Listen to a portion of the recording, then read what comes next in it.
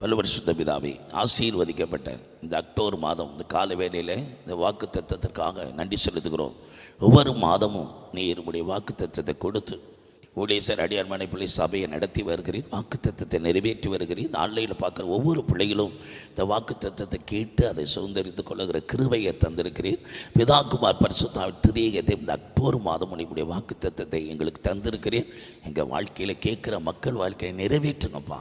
இந்த video audio recording வேலையில் நீங்கள் திரியகத்தை மகிமைப்படுங்கப்பா. இயற்கை கலாச்சார சாதமை கரடு தடையெல்லாம் கிடைத்து ஒவ்வொரு பதிவும் கேட்குற பிள்ளைகள் ஆசீர்வதிக்கப்படட்டும்.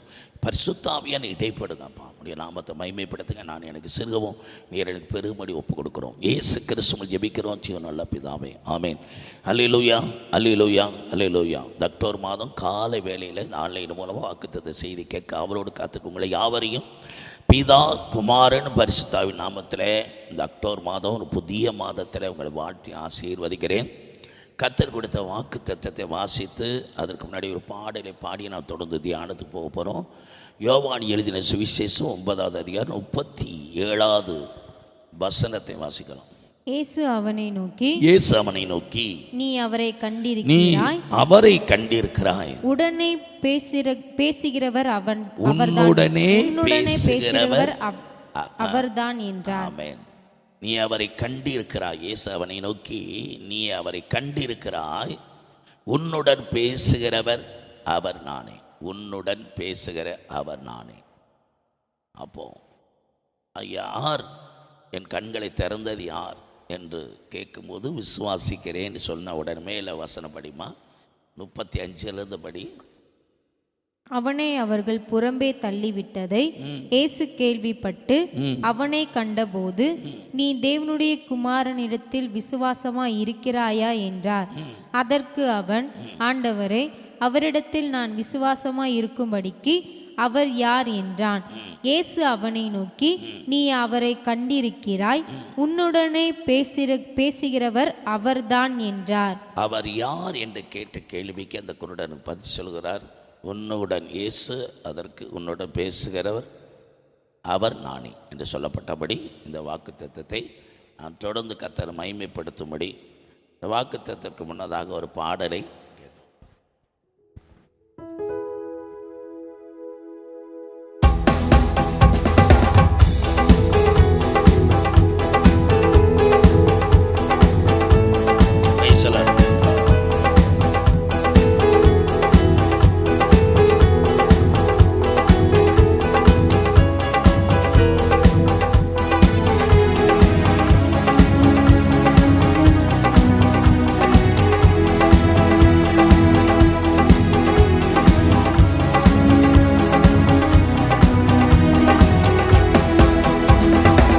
யோசுவாவே நீ எழும்பிடு, துதியின் சேனையை புறப்படு.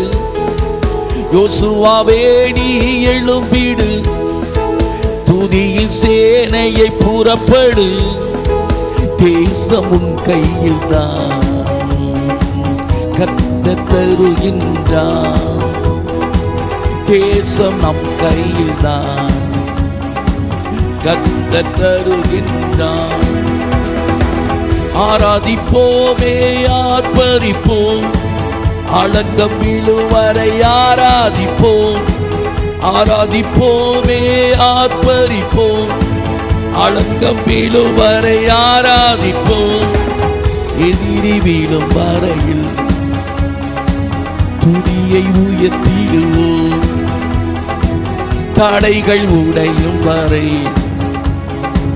துதியை உயர்த்திடுவோம். மாம்ச யுத்தம் நமக்கு வேண்டாம், ஆவியில் யுத்தம் செய்வோம்.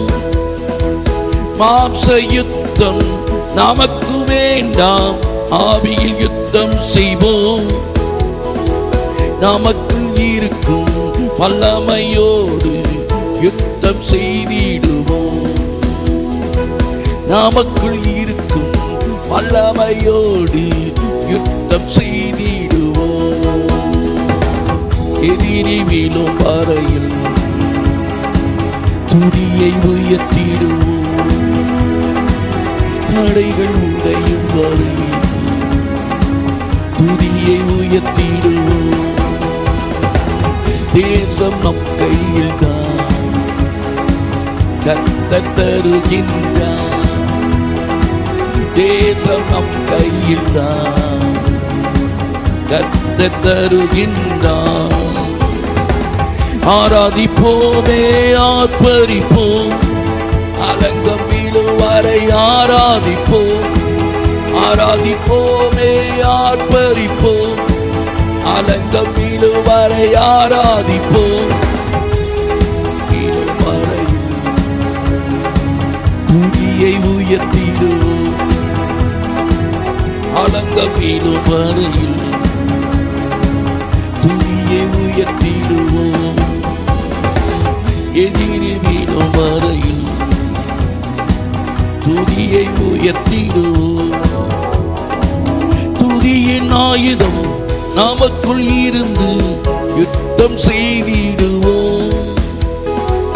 துதியின் ஆயுதம் நமக்குள் இருந்து யுத்தம் செய்திடுவோம். நம் முன் நிற்கும் தடையை உடைத்து வெற்றி பெற்றிடுவோம். நம் முன் நிற்கும் தடையை உடைத்து வெற்றி பெற்றிடுவோம். தேசம் நம் கையில் தான், கர்த்தர் தருகின்றார்.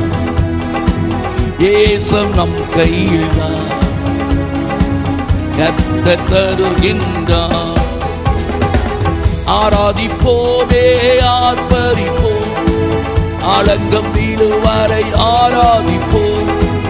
ஆராதிப்போமே, ஆர்ப்பரிப்போம், அலங்கம் வீழும் வரை ஆராதிப்போம். எதிரி வீழும் வரையில் துதியை உயர்த்திடுவோம். எதிரி வீழும் வரையில் துதியை உயர்த்திடுவோம். எதிரி வீழும் வரையில் துதியை உயர்த்திடுவோம்.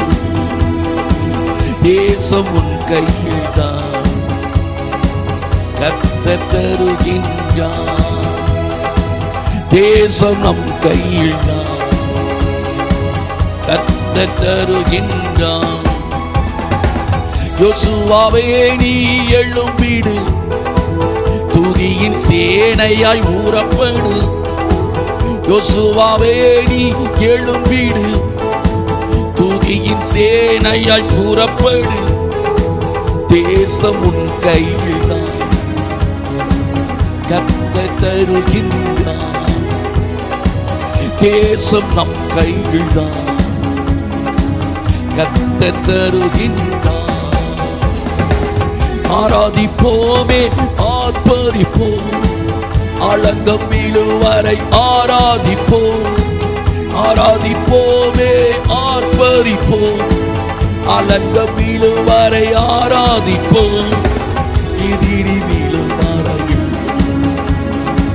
துதியை உயர்த்திடுவோம்.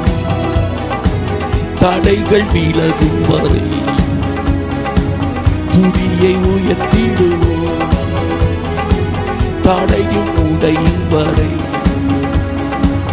துதியை உயர்த்திடுவோம். தேசம் நம் கையில் தான், கர்த்தர் தருகின்றார். தேசம் நம் கையில் தான், கர்த்தர் தருகின்றார். ஆசீர்வதிக்கப்பட்டது வேலைக்கா நன்றி. பாடல் மூலமான மகிமைப்பட்டதுக்கு நன்றி. தொடர்ந்து செய்தியை தியானிக்கிற பொழுது ஆவியானவர் அடியாடு மறுத்து நீர் வெளிப்படும், நாமத்தை மைப்படுத்தும். இயேசு கிறிஸ்துவன் ஜெபிக்கிறோம் ஜீவன் நல்ல பிதாவே, ஆமென். 35 மறுபடி படிமா. அவனை அவர்கள் புறம்பே தள்ளிவிட்டதை இயேசு கேள்விப்பட்டு அவனை கண்டபோது, நீ தேவனுடைய குமாரனிடத்தில் விசுவாசமாய் இருக்கிறாயா என்றார். அதற்கு அவன், ஆண்டவரே, அவரிடத்தில் நான் விசுவாசமாய் இருக்கும்படிக்கு அவர் யார் என்றான். இயேசு அவனை நோக்கி, நீ அவரை கண்டிருக்கிறாய், உன்னுடனே பேசுகிறவர் அவர்தான் என்றார். உன்னோட பேசுகிற அவர் நான். உடனே அவன் ஆண்டவரே விசுவாசிக்கிறேன் என்று சொல்லி அவரை பணிந்து கொண்டான். அடுத்து, அப்பொழுது இயேசு காணாதவர்கள் காணும்படியாகவும் காண்கிறவர்கள் குருடராகும்படியாகவும் நியாய தீர்ப்புக்கு நான் இந்த உலகத்தில் வந்தேன் என்றார். அவருடனே கூட இருந்த பரிசேயர் சிலர் இவைகளை கேட்டபொழுது, நாங்களும் குருடரோ என்றார்கள். இயேசு அவர்களை நோக்கி, நீங்கள் குருடராயிருந்தால் உங்களுக்கு பாவம் இராது. நீங்கள் காண்கிறோம் என்று சொல்கிறபடியினால் உங்கள் பாவம் நிலை நிற்கிறது என்றார். இந்த செய்தி 9:37 சொல்லும்போது, ஒரு குருடனை ஆண்டவரை இயேசு சுகம் கொடுக்கிறாரு. அன்றைய நாளிலே யூதர்கள் தேவாலயத்தில் பரிசேயர், சதுசேயர், வேதபாரி இவங்களாம் மத குருக்கெல்லாம் இந்த பார்வை அடைந்த பெற்றோர்கிட்ட மகன் குருடனாக இருந்தானா, இப்போ பார்வை கிடைச்சிருக்கா என்றெல்லாம் அவங்க பல கேள்விகளை கேட்டு அவங்கள விசாரித்த போது, அவனே வயது உள்ளவனாக இருக்க, அவனை போய் கேளுங்க. ஏன்னா அன்றைக்கு யூதர்களுக்கு பயந்துருந்தாங்க. இயேசு தான் சுகம் கொடுத்தாரு, பார்வை கொடுத்தாருன்னு அந்த உண்மை தெரிஞ்சால் இவங்களை ஆலயத்தை விட்டு புறம்பே தள்ளி வச்சுருவாங்க. இப்படிப்பட்ட ஒரு பாரம்பரியங்கள் அங்கே இருந்தது. நாங்கள் மோசையின் சீசர்கள், பழைய ஏற்பாட்டின் காலத்தில் நியாயப்பரமான காலத்தை வைத்து இயேசுதான் மேசியா என்று அவர்கள் விசுவாசிக்க முடியாதபடி அவங்கள் அற்புதங்கள் அடையாளங்களை கண்டு அவர்கள் தேவனை விசுவாசியாமல் ஆண்டோருக்கு விரோதமாக செயல்பட்டு பலவிதமான துன்பங்களையும் அவர் விசுவாசிக்கிற இடரல் பண்ணுகிற காரியங்களை அண்ட நாளில் செய்து கொண்டு இருந்தார்கள். இந்த பார்வை அடைந்தவன் பல கேள்வி கேட்குறாங்க. ஓயாமல் கேட்குறீங்களே, இயேசுக்கு சீசராகணும் உங்களுக்கு ஆசை இருக்கா? உடனே இந்த குருடனாக பிறந்தவனை, குருடன் கண் திறக்கப்பட்டவனை, முழுவதும் பாவத்தில் பிறந்த நியாயப்பிரமாணத்தில் குருடன், இந்த மாதிரி முடவன், இந்த மாதிரி அங்கவீனமாக பிறக்கிறவங்க எல்லாரையும் சாபம் பிடிச்சவங்க, பாவத்தில் இருந்தவங்கன்னு சொல்லி ஒரு தீர்ப்பு கொடுத்து வச்சுருந்தாங்க. அதனால தான் அவங்கள பார்த்தோட முழுவதும் பாவத்தில் பிறந்த நீ எங்களுக்கு போதிக்கிறியான்னு சொல்லி அவனை கொஞ்சம் அதட்டி ஆலயத்துக்கு புறம்பே அவனை தள்ளும்போது ஆண்டவர் அதை பார்த்து கேட்குறார், ஏப்பா மனுஷகுமாரன்ட்ட நீ விசுவாசமாக இருக்கிறியா அப்படின்னு கேட்குறார். 35 மறுபடி படிமா. அவனை அவர்கள் புறம்பே தள்ளிவிட்டதை இயேசு கேள்விப்பட்டு அவனை கண்டபோது, நீ தேவனுடைய குமாரனிடத்தில் விசுவாசமாய் இருக்கிறாயா என்றார். அவனுடைய நெருக்கமான, அவன் புறக்கணிக்கப்படுகிறதா ஆண்டவர் பார்க்குறார். இயேசு சுகம் கொடுத்த அந்த குருடனை, அந்த ஆலய மத குருக்களாக செயல்பட்ட அந்த பரிசேயர், சதுசேயரை அவனை என்ன செய்யறாங்க? இயேசு கிறிஸ்து சுகம் கொடுத்தார் என்றவன் சாட்சி சொன்ன உடனே புறம்பே தள்ளிட்டாங்க. இதான் இயேசுவானவர் அதை பார்த்து அவன்கிட்ட கேட்குறாரு, மனுஷகுமார்ட்ட நீ விசுவாசமாக இருக்கிறியா? ஆமாம், நான் விசுவாசிக்கிறதுக்கு அவர் யார் அப்படின்னு கேட்கும்போது அப்போ தான் இயேசு சொல்கிறாரு, அந்த குருடனை பார்த்து சொல்லுகிறார். அந்த வார்த்தையை 36, 37 சேர்த்து படிமா. அதற்கு அவன், ஆண்டவரே, அவரிடத்தில் நான் விசுவாசமா இருக்கும்படி அவர் யார் என்றான். இப்ப கேட்கிறான், சுகம் கொடுத்தவரே யாருன்னு அவனுக்கு தெரியல, யார் என்று கேட்கிறான். இயேசு அவனை நோக்கி, நீ அவரை கண்டிருக்கிறாய், உன்னுடனே பேசுகிறவர் அவர்தான் என்றார். ஆண்டவர் சொல்றாரு, நீ அவரை கண்டு, இயேசு அவனை பார்த்து, நீ பார்த்துருக்கப்பா, அவர் கண்டிருக்கிறேன்னா பார்த்துருக்க, உன்னோட பேசுகிறவர் அவர் தான், உன்னோட பேசிக்கிட்டு இருக்கிறார், நான் தான் அவர் அப்படிங்கிற. ஒரு பார்வை இல்லாத குருடனை ஆண்டவர் கண்ணை திறந்து இயேசுதான் தேவகுமாரன் என்று அறிந்து கொள்வதற்கு அவன் விரும்பினபடியால் இயேசுடைய விசுவாசம் வைத்தபடியினால் அந்த யூதர்கள் தன்னுடைய ஆலயத்தை விட்டு புறம்பே தள்ளும் போது இயேசு அதை கண்டு அவன் இடத்தில் கேட்கிறார், மனுஷகுமார்கிட்ட விசுவாசம் இருக்கு வச்சிருக்கிறியா? இயேசுவை விசுவாசிக்கிறியா? அவரை விசுவாசிக்கிறது யாரு? இயேசு அவனை பார்த்து, நீ அவரை கண்டிருக்கிறாய், உன்னோட பேசுகிறவர் அவர்தான். கடந்த மாதத்தில் என்னை தொட்டது யாருன்னு கேட்டார். அது இயேசுவானவர் இடத்துலேருந்து வல்லமை புறப்பட்டதை அறிந்து, இப்போ இங்கே குருடன் கேட்குறான், அவரை விசுவாசிக்க அவர் யார்? ஏன் அவரை கண்டிருக்கிறாய்? ஒன்றோட பேசுகிற அவர் அநேக மக்களுக்கு அநேக அற்புதங்கள் அடையாளங்களை பெற்றுக்கொண்டு வர்றாங்க. இன்னைக்கு யார் சுகம் கொடுத்தான்னு அவங்களுக்கு தெரியல. இயேசுவை தவிர வேற யாரும் சுகம் கொடுக்க முடியாது, நன்மை செய்ய முடியாது. அவர் தான் ஆண்டவர், ரட்சகர். நிறைய மக்கள் இந்த பத்திமை குருடன், கண் குருடனாய் இருந்தவன் கண் திறக்கப்பட்டவனும் இயேசு யாருன்னு தெரியாம தான் அவருக்கு அவர் யார், நீ அவரை கண்டு இருக்கிறாய், உன்னோட பேசுகிற அவர் தான். நிறைய பேர் இயேசுவை கண்டவர்கள் காணாம இருக்கிறாங்க. அற்புதங்களை கண்டவர்கள், அதிசயங்களை கண்டவர்கள், நன்மையை கண்டவர்கள், விடுதலையை கண்டவர்கள், சுகத்தை கண்டவர்கள், வேலையை கண்டவர்கள், ரட்சிப்பை கண்டவர்கள், பரிசுத்தத்தை கண்டவர்கள், பரலோக தரிசனம் கண்டவர்கள். நிறைய பேருடைய வாழ்க்கையில் இயேசு யாருன்னு தெரியல. இந்த பார்வையை பெற்ற குருடனுக்கு கூட இயேசு யாருன்னு தெரியல. உடனே அவரை கண்டிருக்கிறாய், உன்னோட பேசுகிற அவர் தான் சொன்ன உடனே இயேசுவின் பாதத்தில் விழுந்து அவரை பணிந்து கொண்டார். இந்த மாதத்தில் கர்த்தர் கொடுக்குற வாக்கு தத்துவம், இயேசு யார் என்று நீங்கள் அறிஞ்சாதான் அவரை நீங்கள் பணிந்து கொள்ள முடியும். இன்றைக்கி அநேக மக்கள் ஆண்டவரை ஆராதனை செய்வதற்கு அவர் சமூகத்தில் வர முடியாத காரணம் என்னென்னா, ஆண்டவர் யாருன்னு தெரியல. நன்மை யார் தான் செய்ய முடியும், சுகம் யார் தான் கொடுக்க முடியும்? நம்ம சிருஷ்டித்த ஆண்டவர் தானே கொடுக்க முடியும். எந்த ஒரு நன்மையான ஈவும் பூரணமான வரமும் பரலோகத்திலிருந்து தான் வரணும். ஜோதியின் பிதாந்து இறங்கி எந்த நன்மையாக இருந்தாலும், இந்த உலகத்தில் ஒரு நன்மையான மனுஷங்களுக்கு கிடைக்குதுன்னா அது நம்ம சிருஷ்டித்த ஆண்டவர் கரத்திலிருந்து பரலோகத்திலிருந்து ஜோதியின் பிதாந்து இறங்கி வருது. அங்கே இல்லாமல் எப்படி வரும் அப்படிங்கிற உண்மை நீங்கள் மக்களுக்கு தெரியாதனால அவரை பணிந்து கொள்ளாமல், அவரை ஆராதிக்காமல், வழிபடாமல், அவரை மகிமைப்படுத்தாமல் வாழ்ந்து கொண்டிருக்கிறாங்க. இந்த செய்தி உங்கள் வாழ்நாளதெல்லாம் ரீங்காரம் அடிச்சுக்கிட்டே இருக்கட்டும். இன்றைக்கு நீங்கள் பெருத்து கொண்டிருக்கிற உங்களுடைய சுவாசமும், நீங்கள் குடிக்கிற தண்ணீர், உணவும், உங்கள் வாழ்க்கையும், உங்கள் ஜீவனும் அவரால் தான் இருக்குது. அவர் தானே சிருஷ்டிகர்த்தர், அவரால் தான் நம்ம ஜீவிக்க முடியும். இதுதான் வேத சத்தியம், இதுதான் உண்மை. இதை அறிஞ்சிங்கன்னா அவரை பணிந்து கொள்ளுவீங்க. இன்றைக்கி அறிஞ்சிக்கங்க. கர்த்தர் அவன் கண்ணை திறந்தவுடன், நமக்கு 2 கண்ணு மாம்சத்தில் இருக்குது, ஆண்டவரை தரிசிக்கிற மனக்கண்கள் வேணும். இப்படி தான் ஒரு பரிசெயனாக, சதிசெயனாக, கமாலிங்கிறது வேத படித்த வேத பண்டிதராக இருந்த,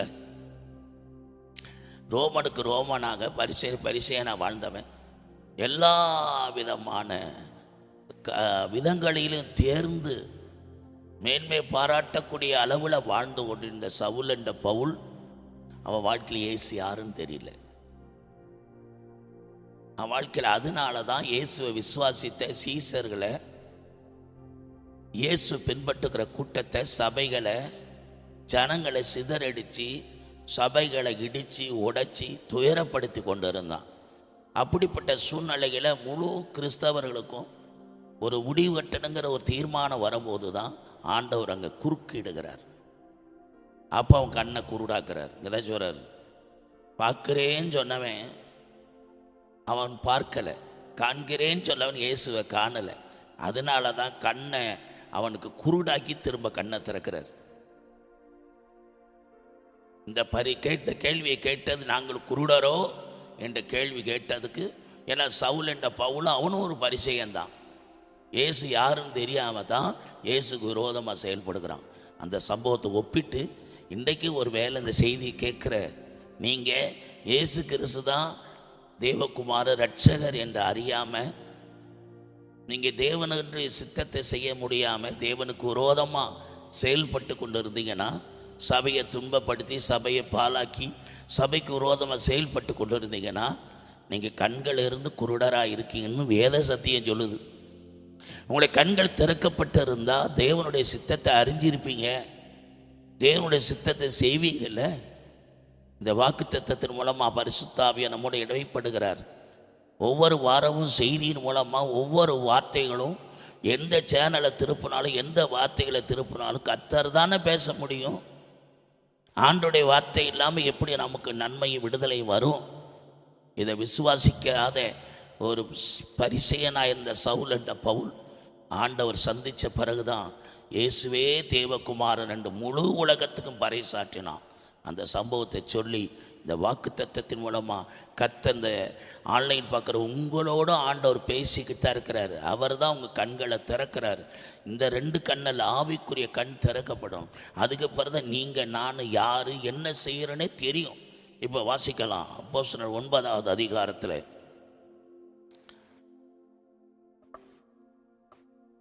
வாசிமா 1 எழுந்து படி, கடகடன்னு படி.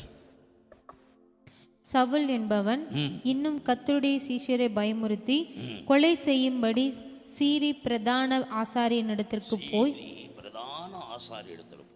இந்த மார்க்கத்தாராகிய புருஷரையாகிலும் ஸ்திரீகளையாகிலும் தான் கண்டுபிடித்தால் அவர்களை கட்டி எருசலேமுக்கு கொண்டு வரும்படி தமஸ்குவில் உள்ள ஜபா ஆலயங்களுக்கு நிருபங்களை கேட்டு வாங்கினான்.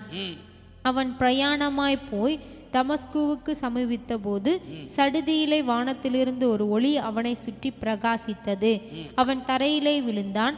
அப்பொழுது சவுலே சவுலே, நீ என்னை ஏன் துன்பப்படுத்துகிறாய் என்று தன்னுடனே சொல்லுகிற ஒரு சத்தத்தை கேட்டான். அதற்கு அவன், ஆண்டவரே, நீர் யார் என்றான். அதற்கு கர்த்தர், நீ துன்பப்படுத்துகிற இயேசு நானே. முள்ளில் உதைக்கிறது உனக்கு கடினமாம் என்றார். அவன் நடுங்கி திகைத்து, ஆண்டவரே, நான் என்ன செய்ய சித்தமாயிருக்கிறீர் என்றான். அதற்கு கர்த்தர், நீ எழுந்து பட்டணத்துக்குள்ளே போ, நீ செய்ய வேண்டியது அங்கே உனக்கு சொல்லப்படும் என்றார். அவனுடைய கூட பிரயாணம் பண்ணின மனுஷர்கள் சத்தத்தை கேட்கும் ஒருவரையும் காணாமல் பிரமித்து நின்றார்கள். சவுல் தரையிலிருந்து எழுந்து தன் கண்களை திறந்தபோது ஒருவரையும் காணவில்லை. அப்பொழுது கைலாகு கொடுத்து அவனை தமஸ்குவுக்கு கூட்டிக் கொண்டு போனார்கள். அவன் 3 நாள் பார்வை இல்லாதவனாய், இங்கே 3 நாள் பார்வை இல்லாதவனாய் புசியாமலும் குடியாமலும் இருந்தான். பார்க்கிறேன் என்று சொன்ன பரிசேயன் என்ற சவுல் என்ற பவுல் இயேசுவுக்கு விரோதமாக செயல்படுகிற அளவுக்கு ஒரு பயங்கரமான ஒரு தீமை செய்கிற மனிதனாக மாறிட்டார். வேதம் படித்தார், நியாயப்பிரமாணம் தெரியும், எல்லாவற்றிலும் குற்றச்சாட்டப்படாத ஒரு மனுஷன்தான். ஆனால் நியாயப்பிரமாணத்தை நிறைவேற்ற வந்த இயேசு, அவர் தான் உலக இரட்சகர் என்பதை அவன் வாழ்க்கையில் விசுவாசம் இல்லை, அவர் தான் நிறைவேற்றினவர். சிலுவை மரணத்தை சந்தித்து மரித்து உயிர்த்தல் 3 நாள் ஜீவிக்கிறவர் என்ற இயேசு தான் தேவகுமாரன் அறியாததுனால அவர் நாமத்துக்கு விரோதமாக எழும்பி பலரை கொலை செய்வன் சம்மதிச்சு, ஸ்தேவான் மரணத்துக்கெல்லாம் காரணமாக இருந்து சம்மதிச்சு பலரை உபத்திரப்படுத்தி சிறையில் அவ்வளோ துயரங்களை கொடுத்து கொண்டிருந்த ஒரு மனிதன் இப்போ 3 நாளாக பார்வை கிடையாது. பார்க்கிறேன் என்று சொன்ன பரிசேயன் பார்வை இழந்துட்டான். அதான் சொல்றார், காணாதவர் போல இருந்தீங்கன்னா உங்களோட பாவம் இருக்காது, பார்க்கிறேன்னு சொல்றதுனால தான் உங்களுக்கு பாவம். கண்ணிருந்து குருடனா செயல்பட்டதுனால அவன் கண்ணுடைய பார்வை இழந்தது. என்ன சம்பவிச்சு தொடர்ந்து படிப்போம். தமஸ்குவிலே அனனியா என்னும் பேருள்ள ஒரு சீஷன் இருந்தான். அவனுக்கு கர்த்தர் தரிசனமாகி, அனனியாவே என்றார். அவன், ஆண்டவரே, இதோ அடியேன் என்றான். அப்பொழுது கர்த்தர், நீ எழுந்து நேர்த்தெருவு எண்ணப்பட்ட தெருவுக்கு போய் யூதாவின் வீட்டிலே தர்சு பட்டணத்தானாகிய சவுல் என்னும் பேருள்ள ஒருவனை தேடு. அவன் இப்பொழுது ஜெபம் பண்ணுகிறான். அனனியா என்னும் பேருள்ள ஒரு மனுஷன் தன்னிடத்தில் வரவும் தான் பார்வையை அடையும்படி தன்மேல் கை வைக்கவும் தரிசனம் கண்டான் என்றார். அதற்கு அனனியா, ஆண்டவரே, இந்த மனுஷன் எருசலேமில் உள்ள உம்முடைய பரிசுத்தவான்களுக்கு எத்தனையோ பொல்லாங்குகளை செய்தான் என்று அவனை குறித்து அநேகரால் கேள்விப்பட்டிருக்கிறேன். இங்கேயும் உம்முடைய நாமத்தை தொழுது கொள்கிற யாவரையும் கட்டும்படி அவன் பிரதான ஆசாரியர்களால் அதிகாரம் பெற்றிருக்கிறானே என்றான்.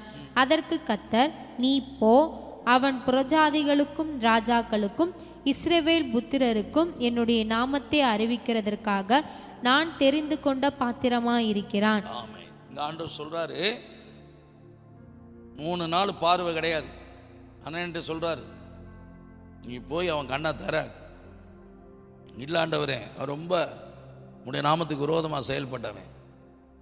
அதுக்குள்ளே ஆண்டவரும் அனனியா பேசி கொண்டிருக்கும். அவனுக்கு ஒரு தரிசனம், பவுலுக்கு, சவுலண்ட பவுலுக்கு அனனியா வந்து தலையில் கைக்கு கண் திறக்கப்பட்டது மாதிரி. இந்த இடைப்பட்ட சம்பவங்கள் பரிசுத்த ஆவியான செயல்படுகிற ஒரு கிரியை. ஆண்டவர் அப்பொழுது அனனியிட்ட போய் சொல்லி அவனை போய் ஜெபம் பண்ணப்பா அப்படிங்கிறார். 17வது வசனத்தை படிப்பான். என்ன சொல்லிட்டு ஜெபம் பண்றான் அவனுக்கு? அப்பொழுது அனனியா போய் வீட்டுக்குள் பிரவேசித்து அவன் மேல் கையை வைத்து, சகோதரனாகிய சவுலே, நீ வந்த வழியிலே உனக்கு தரிசனமான இயேசுவாகிய கர்த்தர் நீ பார்வை அடையும்படிக்கும் பசுத்த ஆவியினாலே நிரப்பப்படும்படிக்கும் என்னை அனுப்பினார் என்றான். உடனே அவன் கண்களிலிருந்து மீன் செதில்கள் போன்றவைகள் விழுந்தது. அவன் பார்வை அடைந்து எழுந்திருந்து ஞானஸ்தானம் பெற்றான். பின்பு அவன் போஜனம் பண்ணி பலப்பட்டான். சவுல் தமஸ்குவிலுள்ள சீஷருடனே சில நாள் இருந்து தாமதமின்றி கிறிஸ்து தேவனுடைய குமாரன் என்று ஆலயங்களிலே பிரசங்கித்தான். பார்வை இல்லாதவனை பார்வை கொடுத்து இயேசுவை விசுவாசிக்க செய்தார். பார்வை இருந்தும் தேவனுக்கு விரோதமாக செயல்பட்ட பரிசேயனாக இருந்த சவுல் என்ற பவுலை கண்ணை குருடாக்கி கண்ணை திறந்து இயேசு தான் தேவகுமாரன்றது அறிய வச்சு அவனை போய் ஊழியம் செய்ய வச்சார். இந்த மாத வாக்குத்தத்தை அப்படிதான். நீ ஆண்டவரை நான் பார்த்துருக்கிறேன் கண்டிருக்கிறேன்னு சொல்லியும் நீ ஆண்டோட சித்தத்தை செய்யலை அப்படின்னா, இன்னைக்கு நீ பார்க்கிறேன்னு சொன்னவனும் நீ பார்வையற்றவனாக இருக்கிற. அதனால் கர்த்தர் மறுபடியும் கண்ணை திறக்கணும். அப்போ தான் இயேசு தேவகுமாரன் இரட்சகர் என்று தெரியும். இப்போ கண் திறக்கப்பட்டவன் தான் கர்த்தராக இயேசுவை அறிய முடியும். ஆண்டவராக இயேசு கிறிஸ்துவை அறிந்தவன் தான், அவரை தரிசித்தவன் தான் அவர் நாமத்தை போய் சுவிசேஷமாய் அறிவிக்க முடியும். இந்த மாதம் அதான் வாக்கு தத்துவம். நீ அவரை கண்டிருக்கிறாய், உன்னுடன் பேசுகிறவர் அவர் தான். உன்னோட பேசுகிறவர் அவர் தான். இன்னைக்கு ஆராதனையில செய்தியில இந்த வாக்கு தத்தத்தின் மூலமா உங்களோட பேசுகிறவர் அவர் தான். நீங்கள் அவரை கண்டிருக்கிறீர்கள். அவரை விசுவாசிக்கிறதுக்கு யார் என்ற கேள்விக்கு பதில், நீங்கள் அவரை கண்டிருக்கிறீர்கள், உங்களுடன் பேசுகிறவர் அவர்தான். இந்த வாக்கு தத்தத்தின் மூலமா உங்களோட பேசுகிறாரு. அவர்தான் உங்கள் கண்களை திறந்தவர், அவர்தான் உங்களோட பேசுகிறவர். அப்படிங்கிற விசுவாசம் இருக்குமானால் 38வது வசனத்தில் சொல்லப்பட்டபடி அவரை பணிந்து கொள்வீர்கள். அவரை பணிந்து கொள்ள உங்களால் முடியலை என்றால் இன்னும் உங்கள் கண் திறக்கப்பட்டது என்பது சந்தேகமாக இருக்கிறது. அப்போ யாருடைய கண்கள் திறக்கப்படும்? விசுவாசிக்கிறவருடைய கண்கள் திறக்கப்படும். அவிசுவாசிகளாக இருப்பீர்களானால் இன்னும் உங்கள் கண்கள் திறக்கப்படவில்லை. ஆகையினால தான் அவருடைய சித்தத்தையும் செய்ய முடியல, அவரை பணிந்து கொள்ளவும் முடியலை. இல்லை கண் திறக்கப்பட்டவர்களும் கண் சுருகி போய் இருக்கிறீர்களா, இல்லை பார்வை மங்கி இருக்கிறீர்களா? இந்த நிலை இருக்குமானால் இந்த மாத வாக்கு தத்துவத்தின்படி உங்களோட பேசுகிறவர் வார்த்தையை விசுவாசிங்க. மங்கீர விளக்கு அணையாதவர், நெகிழ்ந்த நாணலை முறியாதவர் உங்களுக்குள்ள ஒரு பிரகாசமான மனக்கண்களை தந்தருள்வாராக. பார்க்க வேண்டும் என்று ஆசைப்பட்ட அந்த சகைவு எப்படிப்பட்டவரோ என்று பார்க்க போய் வகை தேடி வழியிலே காட்டத்தி மரத்தில் உட்கார்ந்தவனுக்கு ஆண்டவர் அவன் மரத்து கீழே நின்று சகைவேனார். அவன் பார்க்க ஆசைப்பட்டான், அவரை போய் பார்க்கணும்னு சொல்லி வாயில சொல்லி வழியில் நின்று காத்திருந்தானே, அந்த விசுவாசம் இயேசுவை தரிசிக்க வச்சது. சகைவே என்று சொன்ன உடனே அவனுக்கு புரிஞ்சிருச்சு, இயேசுவை தரிசிச்சிட்டான். அவன் வீட்டுக்கு வரணும்னு சொன்ன உடனே அவருக்கு முன்னாடி ஓடி முழங்காலில் நின்று உடனே பாவத்தை அறிக்கையிடுறான். அநியாயமாக நான் நடந்த வாழ்க்கையில் 4 மடங்கா தந்துடுறேன், ஏழைகளுக்கு எந்த அநியாயத்தை எழுதனோ அதை திரும்ப கொடுத்துறேன், இந்த வீட்டுக்கு இன்னைக்கு ரட்சிப்பு வந்தது சொன்னார். சகைவு கண்கள் திறக்கப்பட்டது, பாவத்தை அறிக்கை செய்தான். அந்த வீட்டுக்கு ரட்சிப்பு வந்தது. ஆபிரகாமுக்கு குமாரன் ஆயிட்டான். ஆபிரகாமுக்குரிய ஆசீர்வாதங்களுக்கு உரிமைக்காரன் ஆயிட்டான். இயேசுவை விசுவாசித்ததுனால ரட்சிப்பு, ரட்சிக்கப்பட்டதுனால ஆபிரகாமுக்குரிய ஆசீர்வாதங்களுக்கு சொந்தக்காரன். ஆபிரகாம் எவ்வளோ செல்வ சீமானாக இருந்திருக்கிறார் இந்த பூமியில். அவருடைய சரித்திரத்தை வரலாறு நீ ஆதியாகமத்திலிருந்து படித்தா பூமியே தாங்க முடியல. ஒருவேளை எங்கள் வாழ்க்கையில் கஷ்டம், நஷ்டம், கடன், தரித்திரம், பாவம் இன்னும் இருக்குமானால் உங்கள் கண்கள் திறக்கப்பட விசுவாசிங்க. ஆண்டவர் சொல்கிறாரு, நீ அவரை கண்டிருக்கிறாய், உன்னோட பேசுகிற அவர் நானே. ஜெபிப்போம். நல்ல பிதாவே, இந்த வார்த்தையின் மூலமாய் சவுல் கண்ணை திறந்த உடனே பவுலாக உலகமெங்கு போய் இயேசு தேவகுமாரன் என்று சுவிசேஷத்தை முழங்கினாரே, நிரூபித்தாரே, அற்புதங்கள் அடையாளங்களை செய்தாரே. இந்த செய்தியின் மூலமாக யாருடைய கண்கள் திறக்கப்படணுமோ அவங்கெல்லாம் உம்மை பணிந்து, அவர்கள் எல்லாம் உம்மை ஆராதித்து, இயேசுவே தேவகுமார் உலகமெங்கு பறைசாற்றட்டும். ஆபிரகாமுக்கு ஆசீர்வாதங்களுக்கு சொந்தக்காரங்களை மாறட்டும். இன்றைக்கே அவர்கள் உம்முடைய பிள்ளைகளை ஆசீர்வதித்து இந்த வாக்கு தத்தத்தின் மூலமாய் உடைய நாமத்தை மகிமைப்படுத்தும். இயேசு கிறிஸ்துவின் ஜெபிக்கிற ஜீவன் நல்ல பிதாவே, என் ஆத்துமாவை கர்த்தரை சோத்திரி, என் முழு உள்ளமே கர்த்தருடைய பரிசுத்த நாமத்தை சோத்திரி. என் ஆத்துமாவை கர்த்தரை சோத்திரி, கர்த்தர் செய்த சகல உபகாரம் மறவாதே. ஆசீர்வதிக்கும் தேவன் நம்மை ஆசீர்வதித்தாரே. துதி ஸ்தோத்திரம் இயேசுநாதா, துதி உமக்கே என்றுமே. ஆசீர்வதிக்கும் தேவன் நம்மை ஆசீர்வதித்தாரே. கர்த்தர் ஆசீர்வதித்து காக்கடவர். தேவன் தம் முகத்தை பிரசன்னமாக்க கடவர். அல்லேலூயா, அல்லேலூயா, அல்லேலூயா.